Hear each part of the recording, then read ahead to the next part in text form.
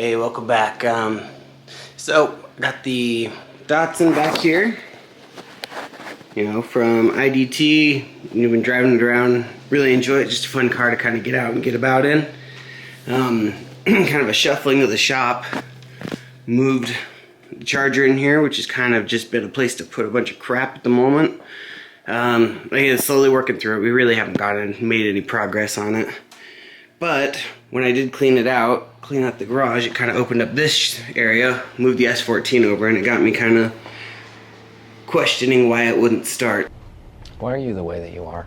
So I started looking into it, and sure enough, it was, I'm not sure if I showed a video, but it was starting to try to crank, but it wasn't really doing anything. So I turned the motor, and if you look, see if I can get a good view, you can see the timing line to the timing marker on the belt to the actual thing, and if you look, it's real far off. So I think that's obviously the culprit. We're gonna give that a shot and see if it actually was the difference between it starting or not. So right now we're gonna take off the timing belt and put it back on correctly. Really glad I paid a guy to do this, huh?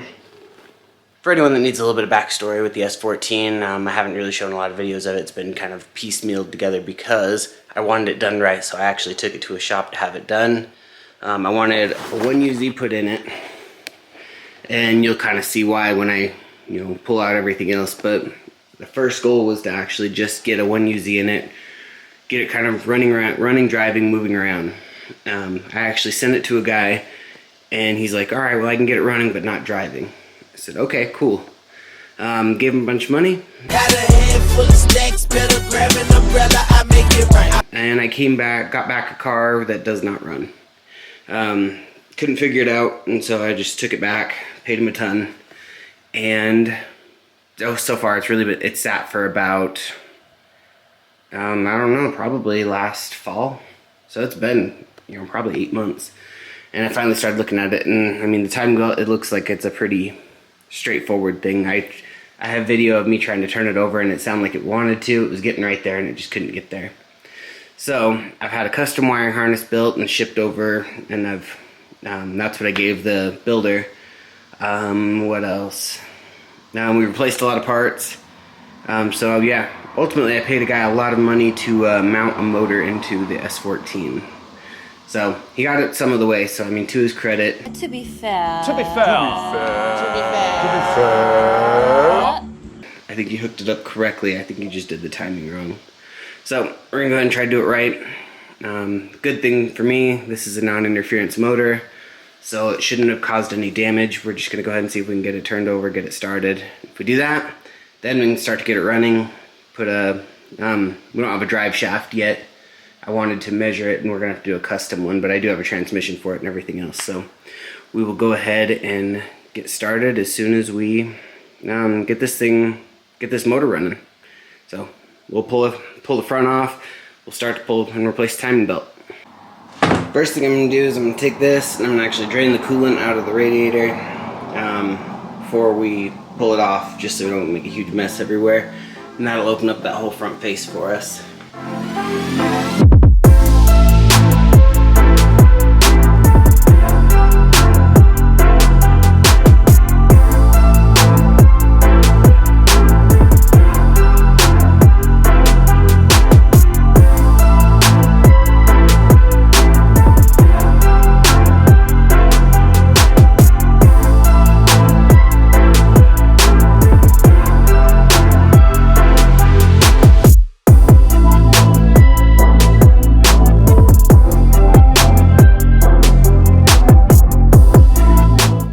The main bolt off. It took a fair amount of pressure with this. It took probably 4 or 5 tries, but now that that's off, I'm going to use this bearing puller, and it'll just pull this it'll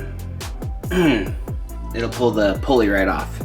So it's actually very loose, so if you just tighten this even hand tight, I don't know if you can tell, but it's actually sliding out just based on with my hand pulling it. So we'll get this off and we'll continue on.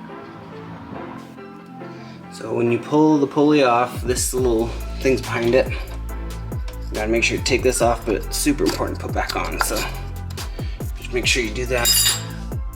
Then in doing that, you can see the timing the mark on the belt to the mark on the actual pulley itself. You can see that, yeah, just all around this was kind of a crap job. So I'm gonna go ahead and we'll get the belt off. Now there's no tension on it. And we will go ahead and reset it. All right, after some finagling, we got, let's see, let's check our timing. We're there, and can't really tell right there, but you're there right as well. So we got a timed motor now, so now it's just time to go ahead and put everything back on.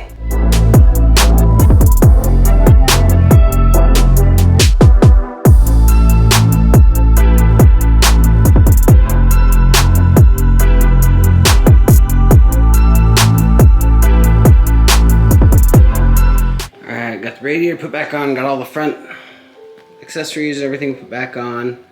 Ran some coolant through it, so now all we have left is to rehook up the plug wires. And we got a little graph right here, it's gonna tell me how they go. And I'm gonna go ahead and plug those in, and we will go ahead and maybe try to fire it up.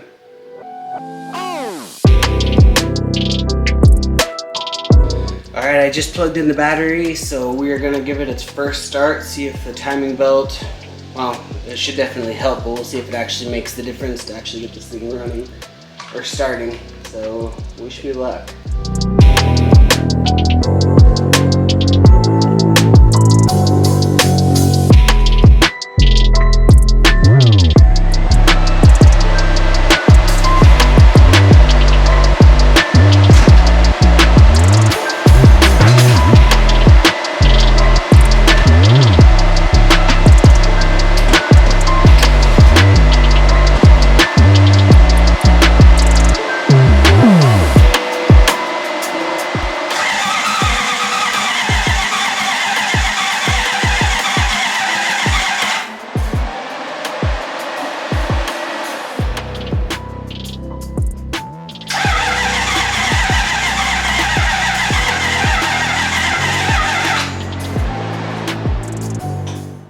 Take one failed. So we used a full battery to try to turn the car over. It's not getting any fuel, it's pretty obvious. So I went back, turned the key, and it sounds like the fuel pump isn't priming at all. You don't hear it come on. So I think we're gonna stop for now, and then we'll pick up with the fuel pump, try to figure out, we'll diagnose the fuel system and see where exactly it's not working. But for now, we'll call it a day. We got the car timed, and so, I mean, we'll call that a win, and we'll just keep moving forward. So, till next time.